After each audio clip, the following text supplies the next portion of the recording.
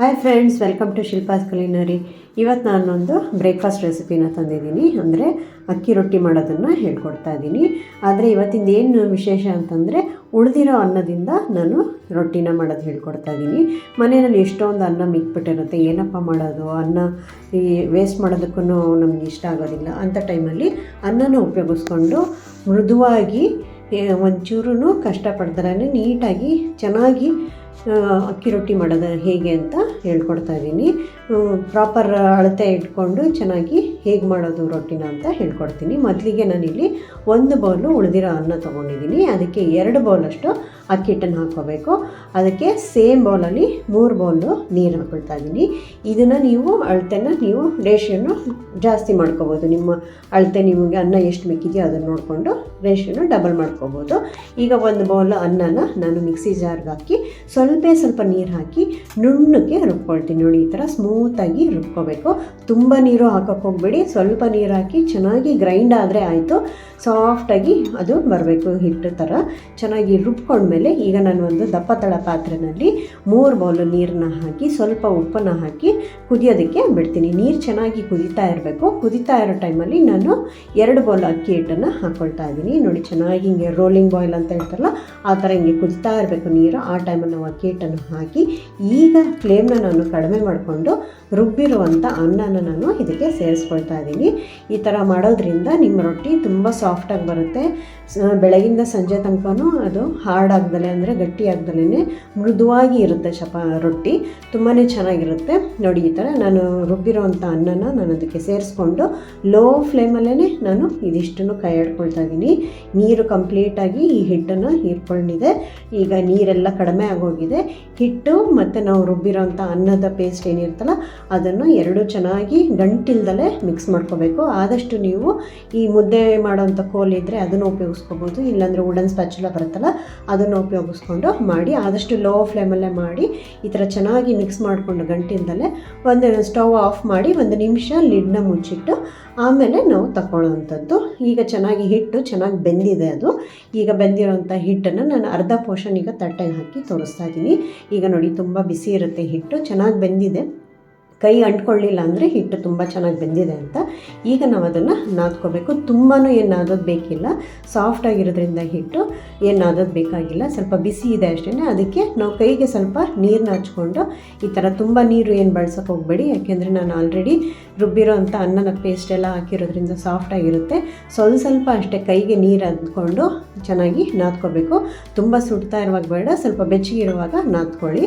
ಈಗ ಅದಕ್ಕೆ ಸ್ವಲ್ಪ ನಾನಿಲ್ಲಿ ತುಂಬ ಎಣ್ಣೆನೂ ಬಳಸ್ತಾ ಇಲ್ಲ, ಸ್ವಲ್ಪ ಎಣ್ಣೆನ ಹಂಚ್ಕೊಂಡು ಕೈಗೆ ಈ ಥರ 2 ಪೋರ್ಷನ್ನಾಗಿ ಡಿವೈಡ್ ಮಾಡಿಕೊಂಡು ಹಿಟ್ಟನ್ನು ಚೆನ್ನಾಗಿ ಈ ಥರ ಉಂಡೆ ಮಾಡ್ಕೊಳ್ತಾ ಇದ್ದೀನಿ. ನೋಡಿ, ಈ ಥರ ನೋಡಿ, ಮತ್ತೆ ಕೈಗೆ ಸ್ವಲ್ಪ ಎಣ್ಣೆ ಸವರ್ಕೊಂಡು ಈಗ ಇನ್ನೊಂದು ಪೋರ್ಷನ್ ಇತ್ತಲ್ಲ ಅದನ್ನು ಕೂಡ ನಾನು ಈ ಥರ ಉಂಡೆ ಮಾಡಿಕೊಂಡು ನೈಸಿಗೆ, ಅಂದರೆ ಇಲ್ಲೆಲ್ಲೂ ಕ್ರ್ಯಾಕ್ಗಳು ಬರಬಾರ್ದು, ಅಂದರೆ ಬಿರುಕು ಬರದೇ ಇರೋ ಥರ ಹೀಗೆ ಚೆನ್ನಾಗಿ ಒತ್ತಿಬಿಟ್ಟು ಹೀಗೆ ನಾದ್ಕೊಳ್ತಾ ಇದ್ದೀನಿ. ನೋಡಿ, ಸಾಫ್ಟಾಗಿರೋದ್ರಿಂದ ನೀವು ತುಂಬ ಶ್ರಮ ಹಾಕೋದೇ ಬೇಕಾಗಿಲ್ಲ.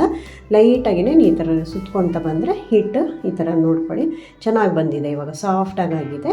ಈಗ ನಾವು ಉಂಡೆಗಳನ್ನ ಮಾಡಿಕೊಂಡು ನಿಮ್ಗೆ ಯಾವ ಸೈಜಿಗೆ ಬೇಕೋ ರೊಟ್ಟಿ ಆ ಸೈಜಿನ ಉಂಡೆಗಳನ್ನ ಮಾಡಿಕೊಂಡು ರೆಡಿ ಇಟ್ಕೋಬೇಕು. ನೋಡಿ, ಈ ಥರ ನಾನು ಮೀಡಿಯಮ್ ಸೈಜು ಉಂಡೆನೇ ಮಾಡಿದ್ದೀನಿ. ಚೆನ್ನಾಗಿರುತ್ತೆ ರೊಟ್ಟಿ, ಬೇಯಿಸುವಾಗಲೂ ಚೆನ್ನಾಗಿ ಅನಿಸುತ್ತೆ, ತಿನ್ನೋದಕ್ಕೂ ಚೆನ್ನಾಗಿರುತ್ತೆ. ನೋಡಿ, ಹಿಟ್ಟು ಎಷ್ಟು ಚೆನ್ನಾಗಿ ಬೆಂದಿದೆ, ಹದವಾಗಿ ಬೆಂದಿರೋದಕ್ಕೆ ಸಾಫ್ಟಾಗಿ ಬಂದಿದೆ. ನೋಡಿ, ಉಂಡೆಗಳನ್ನ ಎಲ್ಲ ರೆಡಿ ಮಾಡಿಕೊಂಡು ಆಮೇಲೆ ನಾವು ರೊಟ್ಟಿನ ಮಾಡೋವಂಥದ್ದು. ಈ ಅನ್ನದಿಂದ ಮಾಡೋ ರೊಟ್ಟಿನೂ ಕೂಡ 2-3 ವಿಧಾನದಲ್ಲಿ ಮಾಡ್ತಾರೆ.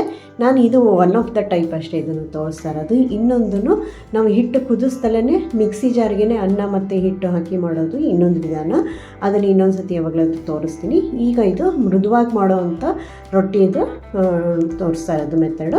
ಈಗ ನಾನೆಲ್ಲ ಉಂಡೆಗಳನ್ನ ರೆಡಿ ಮಾಡಿಕೊಂಡು ಒಂದು ಮಣೆ ಮೇಲೆ ನಾನಿಲ್ಲಿ ಶೀಟ್ನ, ಅಂದರೆ ರೊಟ್ಟಿ ಮಾಡೋ ಶೀಟ್ ಅಂತಲೇ ಸಿಗುತ್ತೆ, ಅದಾದರೂ ಹಾಕ್ಕೋಬೋದು. ಏನಿಲ್ಲ ಅಂದರೆ ನೀವು ಮನೆಯಲ್ಲೇ ಪ್ಲಾಸ್ಟಿಕ್ ಶೀಟ್ ಗಟ್ಟಿಯಾಗಿರೋಂಥ ಎಣ್ಣೆ ಕವರ್ ಬರುತ್ತಲ್ಲ ಅದನ್ನು ಕೂಡ ಹಾಕ್ಕೋಬೋದು. ಹಾಕ್ಕೊಂಡು ಸ್ವಲ್ಪ ಎಣ್ಣೆ ಹಾಕ್ಕೊಂಡು ಇಲ್ಲಿ ನಾನು ಅಕ್ಕಿಯ ಹಸಿ ಹಿಟ್ಟನ್ನು ಇಟ್ಕೊಂಡು ಲಟ್ಟಿಸ್ಬಿಟ್ಟು ಮಾಡ್ತಾಯಿಲ್ಲ ರೊಟ್ಟಿನ, ಇದನ್ನು ಕೈಯೆಲ್ಲ ತಟ್ಬಿಟ್ಟು ಮಾಡ್ತಾಯಿದ್ದೀನಿ. ಇನ್ನೊಂದು ವಿಧಾನ ಪ್ರೆಸ್ಸಲ್ಲೂ ಮಾಡ್ಬೋದು. ಈಗ ನೋಡಿ ಸ್ವಲ್ಪ ಎಣ್ಣೆ ಹಾಕ್ಕೊಂಡು ಕೈಯಲ್ಲೇ ಈ ಥರ ಬೆರಳುಗಳಲ್ಲಿ ಈ ಥರ ತಟ್ಕೊಂಡು ಹಿಟ್ಟು ಸಾಫ್ಟ್ ಆಗಿರೋದ್ರಿಂದ ನೀವು ಆರಾಮಾಗಿ ಕೈಯಲ್ಲೇ ತಟ್ಕೊಬೋದು ನೋಡಿ. ಈ ಥರ ಎಲ್ಲ ಬೆರಳಲ್ಲಿ ತಟ್ಕೊಂಡು ಆಮೇಲೆ ಸ್ವಲ್ಪ ಮಧ್ಯದ ಹಸ್ತದಲ್ಲಿ ಒಂಚೂರು ಪ್ರೆಸ್ ಮಾಡಿಕೊಂಡ್ರೆ ಆವಾಗ ಫಿಂಗರ್ ಪ್ರಿಂಟ್ ಅಷ್ಟು ಕಾಣಿಸೋದಿಲ್ಲ. ಈ ಥರ ಎಲ್ಲ ತಟ್ಕೊಂಡು ನೋಡಿ ಎಷ್ಟು ತೆಳ್ಳಗೆ ಚೆನ್ನಾಗಿ ಬಂದಿದೆ. ಈಗ ಅದನ್ನು ನಾನು ಕಾದಿರೋಂಥ ಹಂಚು ಮೇಲೆ ಹಾಕ್ಕೊಂಡಿದ್ದೀನಿ. ನಾನು ಇಲ್ಲಿ ಕಬ್ಬಿಣದ ಕಾವಲಿ ಮೇಲೆ ಹಾಕ್ಕೊಳ್ತಾ ಇದ್ದೀನಿ. ಕಬ್ಬಿಣದ ಕಾವಲಿ ಯೂಸ್ ಮಾಡಿದ್ರೆ ಒಳ್ಳೇದು ಅಂತ ಹೇಳ್ತಾರೆ. ಚೆನ್ನಾಗಿ ಕಾದಿರಬೇಕು, ರೊಟ್ಟಿ ಬೇಯಿಸುವಾಗ ಮಾತ್ರ ಹಂಚು ಚೆನ್ನಾಗಿ ಕಾದಿರಬೇಕು. ಈಗ ರೊಟ್ಟಿನ ಹಾಕಿ ಒಂದು 2 ನಿಮಿಷ ಬೇಯಿಸಿ ಆಮೇಲೆ ಮತ್ತೆ ಉಲ್ಟಾ ಮಾಡಿ ನಾನು ಒತ್ತಿಬಿಟ್ಟು ಚೆನ್ನಾಗಿ ಈಗ ಒಂದು ಬಿಳಿ ಬಟ್ಟನಲ್ಲಿ ಚೆನ್ನಾಗಿ ಕಾಟನ್ ಬಟ್ಟೆ ಇರುತ್ತಲ್ಲ ರೊಟ್ಟಿ ಬೇಯಿಸೋದಕ್ಕೆ ಅಂತಲೇ ಮಾಡ್ಕೊಂಡಿರ್ತೀವಲ್ಲ ಅದನ್ನು ಚೆನ್ನಾಗಿ ಒತ್ತಿಬಿಟ್ಟು 2 ಕಡೆಯೂ ಬೇಯಿಸ್ಕೋಬೇಕು. ಇದರಲ್ಲಿ ನೋಡಿ ನಿಮಗೆಲ್ಲೂ ಅನ್ನ ಇದೆ ಅಂತಲೇ ಗೊತ್ತಾಗಲ್ಲ, ಯಾಕೆಂದರೆ ನಾವು ಮಿಕ್ಸಿನಲ್ಲಿ ಚೆನ್ನಾಗಿ ಪೇಸ್ಟ್ ಮಾಡ್ಕೊಂಡಿರ್ತೀವಲ್ಲ ಹಂಗಾಗಿ ಅನ್ನ ಇರೋದೇ ಗೊತ್ತಾಗೋದಿಲ್ಲ ಮತ್ತು ಸಾಫ್ಟಾಗೂ ಬರುತ್ತೆ ಚೆನ್ನಾಗಿ. ನೀವು ಅನ್ನ ಉಪಯೋಗಿಸ್ದಂಗೂ ಆಯಿತು ನೋಡಿ. ಮೊದಲನೇ ರೊಟ್ಟಿ ರೆಡಿಯಾಗಿದೆ. ಈಗ 2ನೇ ರೊಟ್ಟಿನ ನಾನು ಪ್ರೆಸ್ಸಲ್ಲಿ ಮಾಡೋದನ್ನು ತೋರಿಸ್ತೀನಿ. ಇದಕ್ಕೂ ಅಷ್ಟೇ 2 ಶೀಟ್ ಹಾಕ್ಕೊಂಡಿದ್ದೀನಿ ಪ್ರೆಸ್ಸಲ್ಲಿ. ಈ ಪ್ರೆಸ್ ರೊಟ್ಟಿ ಮೇಕರ್ ಏನಿದೆಯಲ್ಲ ಪ್ರೆಸ್ಸಿಂಗು, ಇದು ನಾನು ಮುಂಚೆ ಒಂದು ವಿಡಿಯೋದಲ್ಲಿ ಇದ್ರ ಬಗ್ಗೆ ಡೀಟೇಲ್ಸ್ನ ಶೇರ್ ಮಾಡ್ಕೊಂಡಿದ್ದೀನಿ, ನೀವು ಬೇಕಾದ್ರೆ ಚೆಕ್ ಮಾಡ್ಕೋಬೋದು. ಈ ಥರ ಎಣ್ಣೆ ಹಚ್ಬಿಟ್ಟು ಮಧ್ಯದಲ್ಲಿ ಉಂಡೆ ಇಟ್ಟು ಪ್ರೆಸ್ ಮಾಡಿದ್ರೆ ನೋಡಿ ರೊಟ್ಟಿ ರೆಡಿ ಇರುತ್ತೆ. ಇದನ್ನು ಕೂಡ ನಾವು ಹಂಚ ಮೇಲೆ ಆ ಶೀಟ್ ಸಮೇತ ಹಿಂಗೆ ಹಾಕಿ ನೀವು ತೆಗೆದ್ಬಿಡ್ಬೋದು. ಈಸಿಯಾಗಿ ಬರುತ್ತೆ, ಎಲ್ಲೂ ಅಂಟೋದು ಇಲ್ಲ, ತುಂಬ ಚೆನ್ನಾಗಾಗುತ್ತೆ, ತುಂಬಾ ಯೂಸ್ಫುಲ್ ಆಗುತ್ತೆ ಈ ರೊಟ್ಟಿ ಪ್ರೆಸ್ಸರು ನೋಡಿ ಫ್ರೆಂಡ್ಸ್. ಅದು ಈಗ ನಾನು ರೊಟ್ಟಿನ ಹಾಕಿ ಕಾದಿರೋ ಹಂಚ ಮೇಲೆ ಹಾಕಿ 1-2 ನಿಮಿಷ ಆದಮೇಲೆ ಮತ್ತೆ ತಿರುಗಿಸಿ ಮತ್ತೆ ನಾನು ಒತ್ತಿ 2 ಕಡೆನೂ ಚೆನ್ನಾಗಿ ರೊಟ್ಟಿ ಚೆನ್ನಾಗಿ ಬೆಂದಿರಬೇಕು, ಇಲ್ಲಾಂದರೆ ತಿನ್ನೋದಕ್ಕೆ ಚೆನ್ನಾಗಿರಲ್ಲ. ಸಾಫ್ಟಾಗೂ ಇರಬೇಕು, ಚೆನ್ನಾಗಿ ಬೆಂದು ಇರಬೇಕು, ಆವಾಗ ಚೆನ್ನಾಗಿರುತ್ತೆ ರುಚಿ. ಈಗ 3ನೇ ರೊಟ್ಟಿನ ಈ ಥರ ಮಾಡಿಕೊಂಡು ಪ್ರೆಸ್ಸಲ್ಲೇ ಮಾಡಿಕೊಂಡು ಈ ಥರ ಕಾದಿರೋ ಹಂಚಿನಲ್ಲಿ ನೀವು ಯಾವುದೇ ಕಾರಣಕ್ಕೂ ಹಂಚಿನ ಉರಿ ಕಮ್ಮಿ ಮಾಡಬೇಡಿ.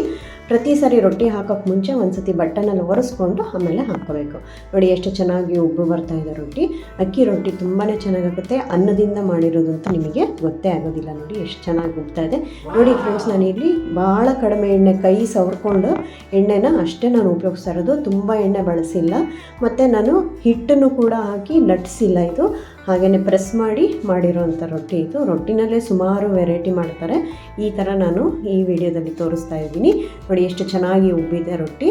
ಈಗ ಅನ್ನ ಉಪಯೋಗಿಸ್ಕೊಂಡು ಇಷ್ಟು ಸುಲಭವಾಗಿ ಇಷ್ಟು ಮೃದುವಾಗಿ ರೊಟ್ಟಿನ ಮಾಡ್ಬೋದು ನೋಡಿ. ಇದನ್ನು ನೀವು ರೊಟ್ಟಿ, ಪಲ್ಯ, ಕಾಯಿ ಚಟ್ನಿ, ಯಾವುದು ಖಾರ ಚಟ್ನಿ ಅದ್ರ ಜೊತೆ ಬೇಕಾದರೂ ತಿನ್ಬೋದು ನೋಡಿ.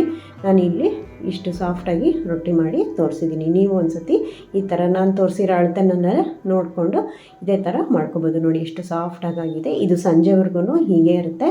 ಆರಿದ್ಮೇಲೆ ಕೆಲವು ಸರಿ ರೊಟ್ಟಿ ತುಂಬ ಹಾರ್ಡಾಗಿಬಿಡುತ್ತೆ ಅಂತಾರಲ್ಲ, ಇದು ಆ ಥರ ಏನಿಲ್ಲ, ಇಲ್ಲಿ ಚೆನ್ನಾಗಿ ಸಾಫ್ಟಾಗಿದೆ. ಇದೇ ಅಳತೆನಲ್ಲಿ ನೀವು ಹಿಟ್ಟನ್ನು ಕೂಡಿಸ್ಕೊಂಡು ಚೆನ್ನಾಗಿ ಲೈಟಾಗಿ ನಾದ್ಕೊಂಡು ಉಂಡೆಗಳು ಮಾಡ್ಕೊಂಡು ಈ ಥರ ಪ್ರೆಸ್ ಮಾಡ್ಕೊಂಡು ಮಾಡಿದ್ರೆ ಬೇಯಿಸ್ಕೊಳ್ಳುವಾಗ ಚೆನ್ನಾಗಿ 2 ಕಡೆನೂ ಚೆನ್ನಾಗಿ ಬೇಯಿಸ್ಕೊಂಡ್ರೆ ರೊಟ್ಟಿ ಚೆನ್ನಾಗಾಗುತ್ತೆ. ನೀವು ಒಂದು ಸತಿ ರೆಸಿಪಿನ ಟ್ರೈ ಮಾಡಿ. ಈ ವಿಡಿಯೋ ಇಷ್ಟ ಆಗಿದ್ದರೆ ಲೈಕ್ ಮಾಡಿ, ಪಕ್ಕದಲ್ಲಿರೋ ಬೆಲ್ಲೈಕನ್ ಒತ್ತಿ, ಹಾಗೂ ನನ್ನ ಚಾನಲ್ನ ಸಬ್ಸ್ಕ್ರೈಬ್ ಮಾಡಿ. ಮತ್ತೆ ಮುಂದಿನ ವಿಡಿಯೋದಲ್ಲಿ ಸಿಗೋಣ. ಅಲ್ಲಿವರೆಗೂ take care, eat healthy. Thanks for watching.